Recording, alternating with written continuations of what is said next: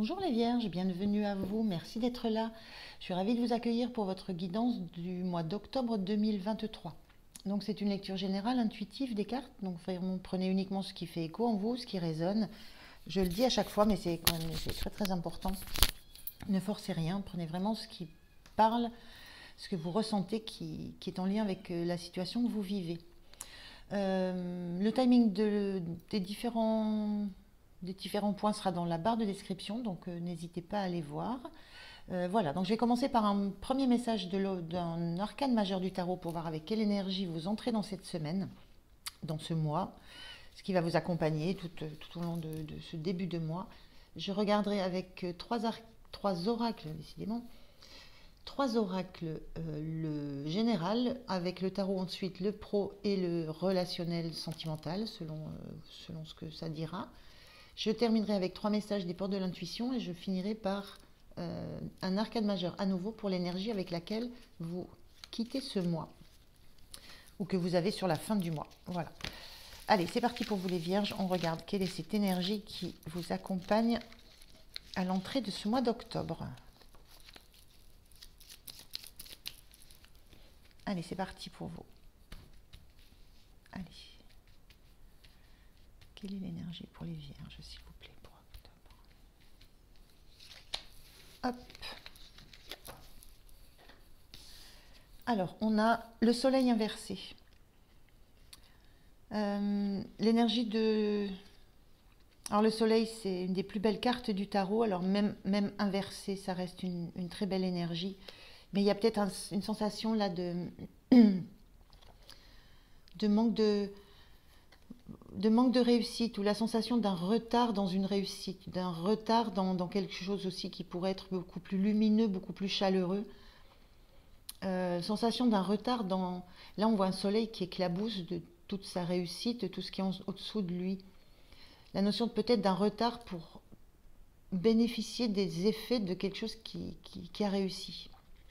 Donc, il y a une énergie un petit peu comme ça, où vous sentez que c'est là, que la réussite peut être là, mais qu'il y a un certain retard, une certaine difficulté aussi peut-être à trouver une harmonie, voilà, à vous sentir complètement libéré, complètement nature. On voit deux chérubins là qui sont, voilà, qui n'ont pas d'habits. Donc ce soleil inversé, ça reste une belle énergie. Il y a une notion quand même de réussite, de chaleur derrière tout ça. Mais comme s'il y avait un décalage entre ce que vous attendez et le moment où ça va arriver. Et vraiment cette sensation d'être dans l'attente des retombées de quelque chose. Il y a un petit peu cette énergie-là. Alors on va voir avec les oracles. Je vais prendre trois oracles. Je fais le tirage et je vous retrouve de suite.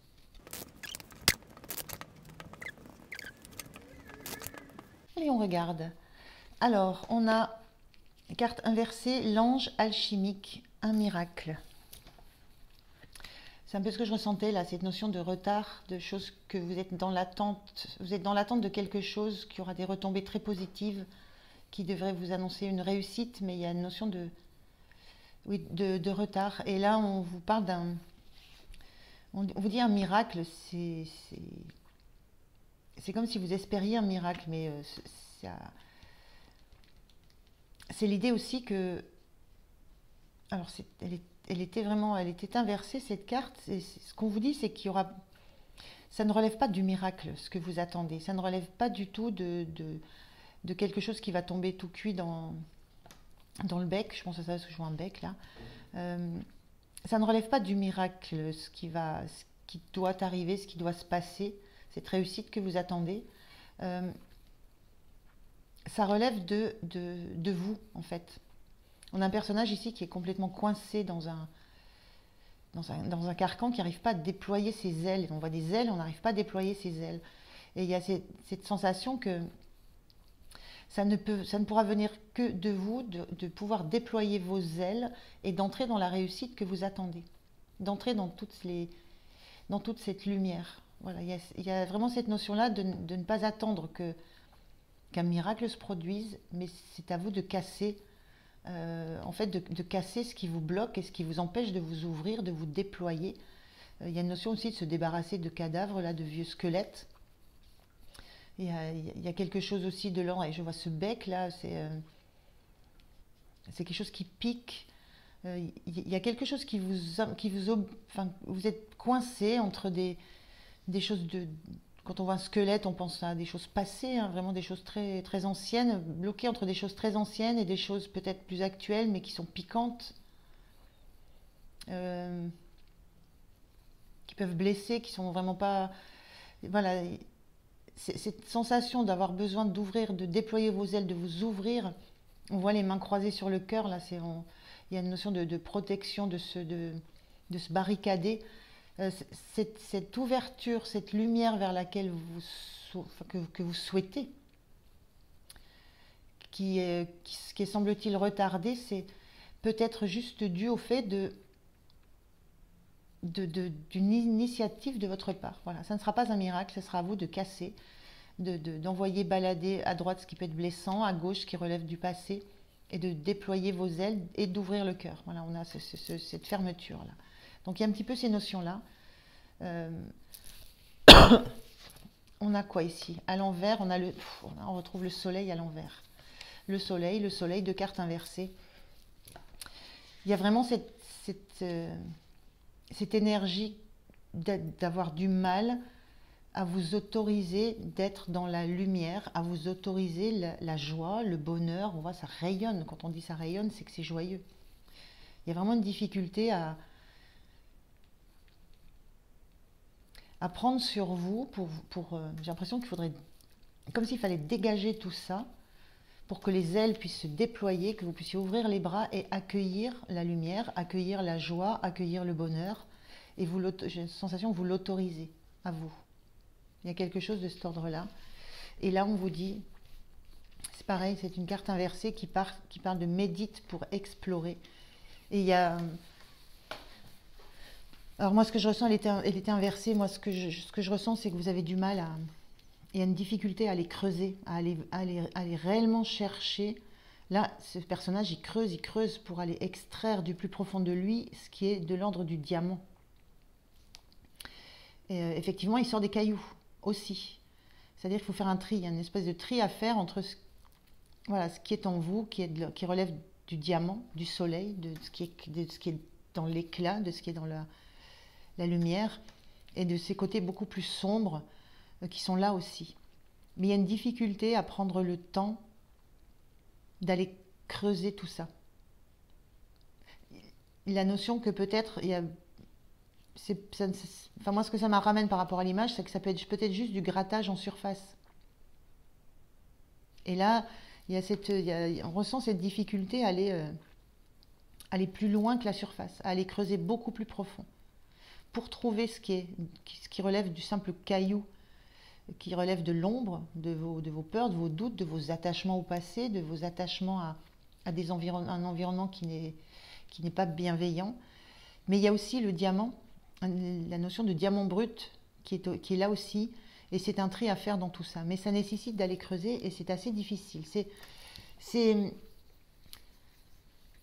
On a vraiment cette énergie à l'entrée du mois d'octobre où vous avez envie de ce rayonnement, de cette lumière, de cette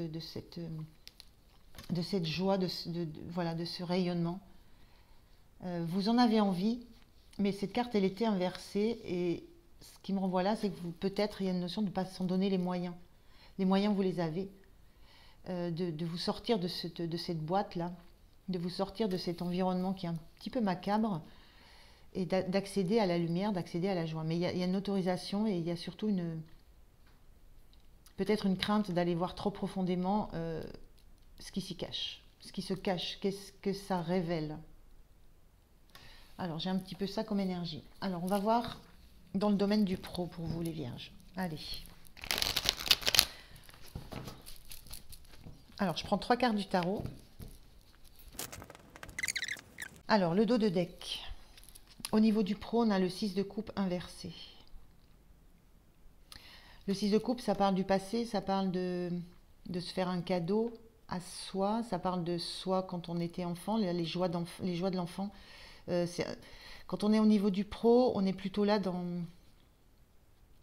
Surtout ce 6 de coupe inversé, c'est... il y a l'idée dans le pro de se couper complètement de ce qui peut faire plaisir, de ce qui peut être joyeux. Il y a l'idée de se couper complètement de son enfant intérieur, c'est-à-dire de ce qui nous procurait, de ce qui procure de la joie. Et une sensation avec cette notion d'offrir un enfant qui offre un cadeau à sa mère, c'est moi ce que je ressens, c'est la sensation que vous ne trouvez pas de. C'est comme si vous ne sentiez pas si vous n'aviez pas de reconnaissance de la part de personnes qui sont autour de vous.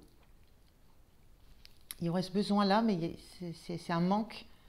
Je ressens comme un manque d'une certaine reconnaissance des personnes qui sont autour de vous, dans le pro. Alors on va aller voir la situation. La situation, c'est ce cavalier de bâton inversé.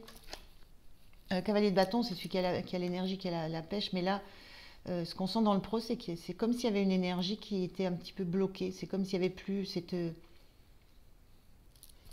C'est comme si ça manquait de. Non, je vais prendre mon micro. C'est comme si ça manquait un peu d'énergie, un peu d'envie, un peu de passion. Il y a quelque chose qui est un petit peu bloqué dans le fait d'avancer, de se projeter vers l'avant, de toujours vouloir. D'aller toujours.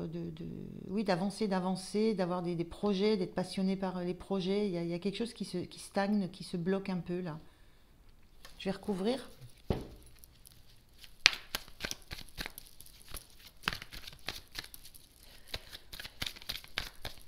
C'est comme s'il y avait un ralentissement et une direction qui n'est pas forcément bien déterminée, bien définie.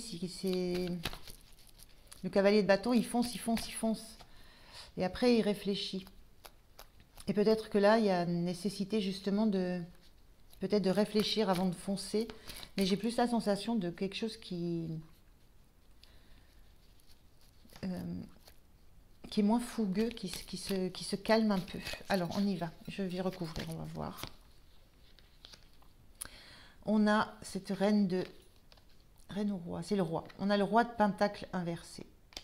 Alors, le roi de Pentacle, donc il est inversé. Le roi de Pentacle, c'est l'investisseur, c'est celui qui a réussi à mettre. On a l'idée là on a quelqu'un au milieu de la neige, dans un fauteuil d'arbre, et qui arrive qui réchauffe, qui peut réchauffer l'environnement. Il y a cette sensation là avec ce roi de Pentacle inversé c'est pareil, on est dans la maîtrise quand on est dans le roi, de perdre un petit peu la maîtrise sur les finances, de perdre la maîtrise sur les investissements, il y a une notion de perdre la maîtrise un petit peu là. Cette sensation de plus savoir trop dans quelle direction il faut aller pour se battre. Il y a une notion de plus trop savoir pourquoi se battre ici. Et de perdre un petit peu la maîtrise sur tout ce qui a été investi, tout ce qui a été pensé. C'est un peu étrange. La sensation aussi de ne plus avoir envie forcément d'être seul à entretenir le feu de ce qui se passe. Elle est seule, ce personnage. C'est elle qui entretient le feu, qui permet la survie. Il y a peut-être cette notion-là de plus avoir envie d'être seule, à devoir entretenir ce feu dans le pro, cette activité, ce projet, quoi que ce soit.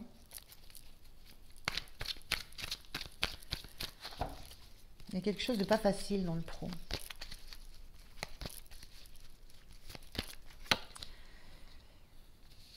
Et on a le 2 de Pentacle inversé. Le 2 de Pentacle, il parle souvent d'une croisée des chemins, de réussir à jongler avec plusieurs choses. Et là vous sentez qu'il n'y a pas de... C'est comme si vous sentiez qu'il n'y a pas de retour en arrière possible. Et c'est comme si vous saviez, enfin vous sentez que vous n'avez pas de choix en fait. Il y a une notion de ne pas avoir de choix. De ne pas avoir de choix. D'être coincé dans une direction. Alors c'est peut-être pour ça que là, il y a moins de fougue à foncer, parce que la direction qui vous est imposée n'est pas forcément celle que vous auriez aimée, que vous auriez choisie. Mais j'ai cette sensation-là que vous n'avez pas tellement le choix de la direction à prendre, des décisions à prendre, euh, dans le concret, dans le matériel, hein, et qui aurait... Et il y aurait, je ressens comme s'il y avait besoin il y aurait besoin d'un soutien par rapport à ça. Et une sensation de perdre la maîtrise de... Le roi, le roi de denier, il a tout créé, il a tout fait, il a tout géré. Et l'impression de perdre la maîtrise sur ce que vous avez bâti, ce que vous avez élaboré, ce que vous avez créé, ce que vous avez mis en place, le projet que vous avez mené. Une sensation de perdre la main sur ça et d'avoir des directions imposées, des chemins à prendre obligatoires qui ne vous passionnent pas et qui n'auraient pas été ceux que vous auriez choisis. Voilà, vous prenez ce qui vous parle, hein, surtout. Le point de soutien, c'est cette... alors, c'était... Je regarde, c'est le roi d'épée. Le roi d'épée. Le point de soutien de ce roi d'épée, c'est que vous avez une faculté à trancher, une faculté à rebondir. Ce roi d'épée, il voit haut, il voit loin, une vision. On voit ce personnage très âgé qui peut-être donne des leçons, en tout cas qui donne des enseignements, qui enseigne à des plus jeunes. Il y a une notion d'expérience. Vous avez une grande expérience et une grande faculté à transmettre cette expérience, et une grande faculté aussi à voir loin et à visionner l'avenir. Ce personnage âgé là qui transmet à un plus jeune, c'est parce qu'il a la vision que l'avenir, voilà, il faut transmettre pour l'avenir. Et que les connaissances que vous avez, le savoir, l'intelligence aussi, le roi d'épée, c'est quelqu'un de très intelligent, très intelligent, cultivé, qui a une vision très nette et très claire de ce qui doit être fait, comment ça doit être pensé. C'est un grand communicant aussi. Et il y a tout ça, il y a une notion de transmission dans cette carte. Donc il y a quelque chose, votre point de soutien, c'est que vous êtes en capacité d'utiliser vos connaissances, vos savoirs, votre vision et de la communiquer. De la transmettre à votre entourage, de transmettre aux personnes qui sont autour de vous. Peut-être pour récupérer une vision commune, peut-être pour avoir du soutien, pour retrouver de la foi, de la passion, et pour pouvoir retrouver aussi une autonomie dans la direction que vous voulez emprunter. Le point de vigilance avec ce 4 de denier. Le point de vigilance, le 4 de denier, ça représente, c'est souvent la stabilité. Et là, cette carte-là, elle est particulière. Le 4 de denier, c'est des choses auxquelles on tient, on s'accroche à ce qu'on a et on n'a pas envie de partager. Ce 4 de denier-là, il est particulier ce personnage est assise. Elle ne mendie pas, mais elle a quelques deniers, mais ça ne l'empêche pas d'en offrir. Donc le point de vigilance, c'est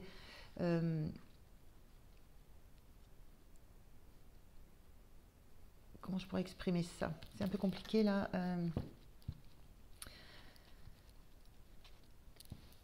Moi, ce que je dirais en point de vigilance, c'est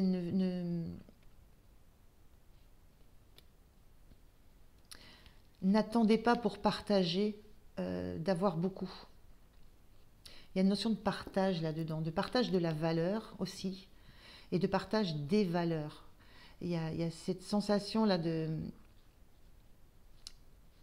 un moment, le point de vigilance, c'est un moment, ne pas négliger de vous poser, de faire le bilan et de voir ce que vous pouvez peut-être aussi encore réinvestir.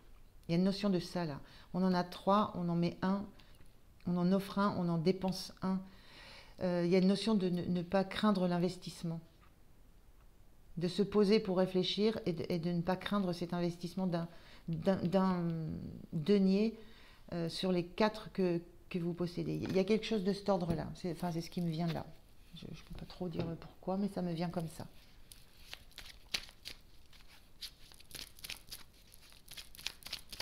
Alors, donc vous prenez si ça vous parle, c'est tout. Hein. C'est vraiment... Ça peut être très particulier, ça peut être très général. Vous prenez si ça résonne. Alors, un message pour le pro.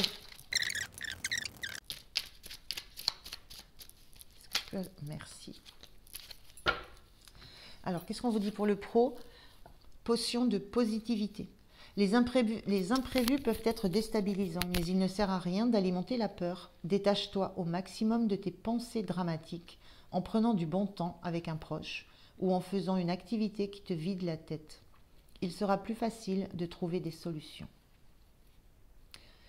C'est un petit peu ça, il y a des choses qui vous sont tombées dessus, qui bloquent un petit peu l'avancée, l'évolution, alors quoi que ce soit dans votre vie professionnelle ou d'activité. Et à un moment, je vous disais, là, dans le point de vigilance, n'oubliez pas de vous poser pour vous reposer, pour réfléchir. Il y a besoin de... Voilà, il y a besoin de temps où vous n'êtes pas uniquement dans l'activité, la réactivité, l'action. Et voilà, il y a quelque chose de ça, de revenir à des choses beaucoup plus positives qui vous vident la tête. Alors, on regarde du côté relationnel, qui peut être du sentimental, mais ça, c'est vous qui allez adapter à votre situation. On va voir ce que disent les cartes. Donc, c'est pareil, je prends 3 cartes. Allez, on regarde le dos de deck aussi. On y va. Dos de deck, on a le 2 d'épée. Le 2 d'épée, c'est les questions auxquelles on n'a pas de réponse, les choix qu'on a à faire et qu'on n'arrive pas à prendre. Le fait de peut-être aussi de se voiler la face. Il y a beaucoup de choses dans ce 2 d'épée, mais c'est souvent la carte d'indécision. Voilà, c'est l'indécision, on n'arrive pas à prendre une décision équilibrée, on n'arrive pas à faire un choix équilibré, on n'arrive pas à faire un choix. Voilà, c'est souvent voilà, c'est la caractéristique du 2 d'épée. Donc il y a une hésitation sur le domaine relationnel. Il y a un besoin d'avancer, dans votre relationnel, il y a un besoin d'avancer doucement. Il y a un besoin de poser des jalons les uns après les autres. Le cavalier de Pentacle, il avance doucement, il met des choses en place. Quand elles sont mises en place, elles sont bien faites et on ne revient pas dessus. Il y a cette notion-là. C'est le cavalier le plus lent du tarot, mais c'est le plus sûr dans son avancée. Donc là, c'est dans votre situation, les vierges, vous posez des jalons, vous posez des étapes, tranquillement, dans l'idée que ça va être productif, que ça va mener quelque chose. Il y a cette notion-là. Je vais la recouvrir, comme j'ai fait pour l'autre. Donc il y a une notion de vraiment prendre son temps pour acter des choses les unes après les autres, mais tranquillement, sans se hâter.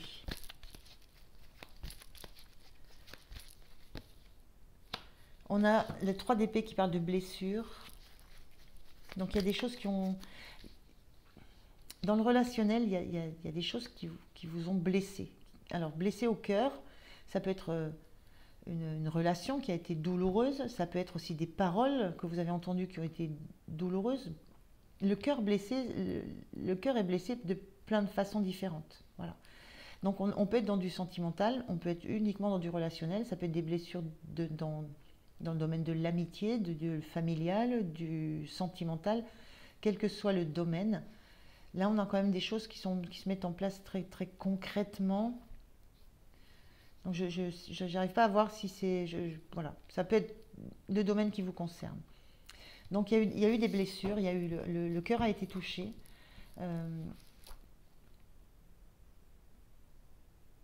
Mais il y a la notion, toujours avec ce cœur blessé, moi, ce que j'entends, c'est que pour l'instant, il est tiraillé. On l'avait avec ce 2 d'épée, un cœur qui est un peu tiraillé, qui est blessé, qui se fend un peu tous les côtés. Par contre, ce cœur-là, il est en dehors de vous. Il est en dehors de vous. Donc, c'est comme si vous vouliez expulser ce qui est douloureux, comme si vous vouliez expulser ce qui fait mal.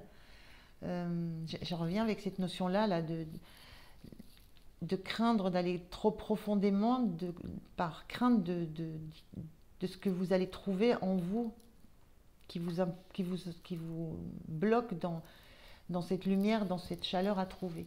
Il y a quelque chose comme si vous vouliez expulser ce cœur et ces douleurs et ne plus les ressentir. Et du coup, vous ramenez à des choses très basiques, très concrètes, très pratico-pratiques. Voilà, vous vous plongez tranquillement, calmement dans des choses pratico-pratiques pour refouler ce que le cœur vous renvoie, ce que votre cœur vous renvoie. Vous voulez mettre ça de côté. C'est un petit peu ce que je ressens.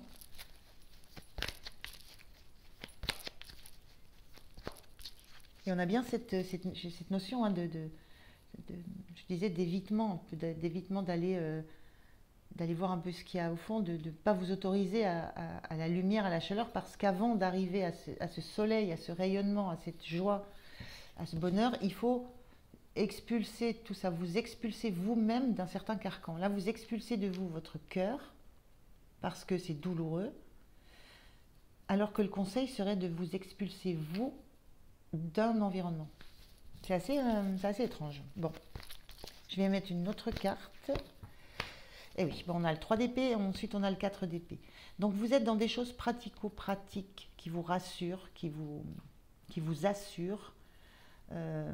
Parce que là, il n'y a pas besoin d'y mettre du cœur. Hein. On est dans du denier, dans des choses qui sont matérielles, concrètes, de la valeur. Donc vous êtes là-dedans, attaché à ça, concentré sur ça, pour refuser ce que vous ressentez dans votre cœur et qui peut être douloureux. Mais ça vous demande à un moment, ça vous demande de récupérer de l'énergie, de vous poser. Hein. Là, cette carte, elle arrive directement après. C'est justement le moment où on voit ce cœur qui est énorme, là, qui devient petit. Il y a un moment, il y a un moment de ressourcement. Vous avez besoin d'un moment de ressourcement, de reprendre de l'énergie, de reprendre des forces, de faire rapetissir un petit peu, je ne sais pas si c'est français ça, de faire redevenir plus petit ce cœur que vous avez jeté en dehors, de le faire redevenir un tout petit peu plus petit pour qu'il puisse reprendre une place qui ne soit pas souffrante. Il y a vraiment de ça. Et vous avez besoin de ce temps de calme, de pause, de régénération. Il y a besoin de ce temps-là. Alors, le point de soutien. Le point de soutien, c'est votre... alors, ça peut être un environnement familial, joyeux. Vous pouvez vous trouver dans un environnement plutôt serein, plutôt tranquille. Ça ne me parle pas trop avec ces deux cartes-là, mais pourquoi pas. Ou ce qui vous soutient, ça peut être la vision que vous pouvez avoir du bonheur, de la joie, de ce que serait le bonheur, la joie pour vous. Alors, il y a une vision comme ça très idyllique. Le couple, les 2 enfants, on est dans un hamac. C'est quand même une vision très idyllique. Donc, ce qui vous soutient, c'est peut-être d'avoir cette vision idyllique du bonheur que vous voulez. Ça peut être un point de soutien. Le point de vigilance, c'est ce roi de bâton inversé. Le point de vigilance, le roi de bâton, c'est pareil, hein, on est dans le même... là, on avait un roi d'épée, je vous parlais de maîtrise. Là, on a un roi de denier, c'est pareil, je vous parlais de perte de maîtrise. Là, on a un roi de bâton inversé. Ce roi de bâton, déjà, il est magnifique. Cette carte, bon, elles sont toutes magnifiques dans ce jeu, mais celui-là, il est magnifique. Il est sûr de lui, il est droit dans ses bottes. Il tient ce qu'il a dans les mains, ce qui symbolise sa force, ses victoires, sa passion. Et il a vaincu les peurs. Le lion peut être derrière lui, il n'en a pas peur. Il a vaincu ses peurs. Le point de vigilance ici, dans le domaine sentimental, c'est de ne pas perdre, pareil, une notion de maîtrise, là, ne pas perdre la maîtrise de ce qui vous anime. Ne pas laisser les peurs revenir en vous, revenir dans votre... Là, il est dans son dos, il ne bouge pas, mais ne pas laisser les peurs affluer de nouveau vers vous et vous empêcher de garder la maîtrise sur ce qui vous passionne, sur ce qui vous plaît, sur ce que vous avez déjà combattu. Il y a un peu de cet ordre-là dans le relationnel. Attention aux peurs qui peuvent revenir vitesse grand V, là. Ce lion-là, il peut attaquer. Il ne le fera pas sur ce personnage-là. Il pourra le faire sur ce personnage en carte inversée. Donc attention à ces peurs que vous avez, que vous essayez de dominer. Euh, mais il y a une petite vigilance à avoir par rapport à ça. Et c'était la même chose ici, hein. Le fait de ne pas aller creuser trop loin, c'est aussi oser affronter les peurs que vous avez, hein, vos peurs, vos doutes, vos angoisses, ce qui vous met dans un état, euh, de défiance et d'avoir envie d'expulser votre cœur, quoi, de ne pas en tenir compte. Alors, on regarde un message pour le relationnel sentimental. Quel est le message de vos anges pour vous les vierges, pour ce domaine relationnel? On a l'archange Gabriel. Alors, l'archange Gabriel, tu vas recevoir prochainement des nouvelles positives. Les canaux d'une communication claire et authentique sont maintenant ouverts. Garde ton cœur ouvert et exprime ta vérité avec amour, sans peur aucune. C'est un beau message. Il y a la notion d'être clair, authentique, vrai, et de lâcher les peurs, de s'exprimer sans peur. Et c'est un petit peu le point de vigilance qui est là. Et, s'exprimer dire la vérité avec amour, c'est pas c'est pas parler d'amour, c'est dire la vérité avec le cœur. Et pour l'instant, ce cœur-là, il y a besoin de le restaurer, de le restaurer pour se le réapproprier. Voilà. Mais il y a quand même des notions de nouvelles positives et de choses qui vont bouger positivement et qui vont peut-être vous permettre d'avoir les idées un peu plus claires. On avait ce 2 d'épée au début. Je vais ranger ces cartes-là. Je vais garder uniquement les 3 du général pour vous donner 3 messages des portes de l'intuition. Et ensuite, on prendra l'arcane majeur pour l'énergie qui vous accompagne sur la fin du mois d'octobre et sur le fait quand vous quittez ce mois d'octobre. Allez, on y va. Sur 3 messages des portes de l'intuition, sur 3 messages généraux pour le mois d'octobre, s'il vous plaît, pour les vierges, octobre 2023. Allez, on regarde. On a le premier, on a la nouvelle page, on a été inversé. La nouvelle page, préparez-vous au changement qui s'annonce. Moi, je ressens que là, ce que je peux en dire de ça, c'est que vous avez une difficulté à accepter que des changements, une difficulté à accepter les changements, à accepter des nouvelles pages, de la nouveauté. On le voyait avec ce cavalier de denier, alors c'est dans le domaine relationnel, mais on voit dans ce cavalier de denier que il y a besoin de choses très, très concrètes qui prennent leur temps, qui sont voilà, les unes après les autres. On n'est pas dans un cavalier de bâton comme on peut l'avoir dans le pro. Donc préparez-vous au changement qui s'annonce. Voilà, ça peut être un challenge. On a l'ouverture, s'ouvrir à l'amour et au non-jugement transforme tout. Ça rejoint le sentimental où vous aviez déjà le message de l'archange Michael où voilà, on vous disait d'ouvrir votre cœur. S'ouvrir à l'amour, c'est aussi et surtout et d'abord s'ouvrir à l'amour de vous. On sent là qu'il y a quelque chose que vous réfrénez, que vous n'osez pas, avoir cette expansion, cet envol, cette ouverture nécessaire. C'est d'abord l'amour de vous dont il est question là. Et au non-jugement. Non-jugement de vous à vous. Voilà, il y a là encore, il y a des choses à creuser. Et on a cette carte qui est inversée où on vous dit les aides.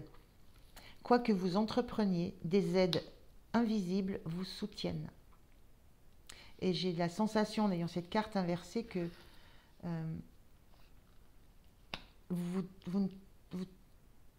vais y arriver, vous ne tendez pas à écouter les messages. Il y a une c'est presque ce que je ressens, une volonté de ne pas entendre les messages, de ne pas voir les signes, de ne pas écouter ce qui se passe. Vous êtes soutenu, mais c'est comme s'il y a une notion de fierté qu'on avait aussi dans le roi d'épée, on l'avait dans le roi de denier aussi, il y a une notion d'être aussi très dans la terre, très dans ce cavalier de pentacle, très dans la matière, le concret, ce qui est tangible. Donc voilà, il y a quelque chose peut-être une ouverture peut-être des yeux, des oreilles, des signes, des sensations corporelles. Il y a beaucoup de choses à écouter quand on vous dit qu'il y a des aides invisibles. Je vais prendre un arcane majeur à nouveau pour l'énergie avec laquelle vous quittez ce mois d'octobre. Vous quittez, ou c'est sur la fin du mois d'octobre, hein. Je vous rappelle que les énergies sont quand même très très fluides au niveau temporel. Alors, je prends celle-ci. Alors, quelle est votre énergie fin octobre? La lune inversée. Oui, on est dans ces mêmes énergies-là.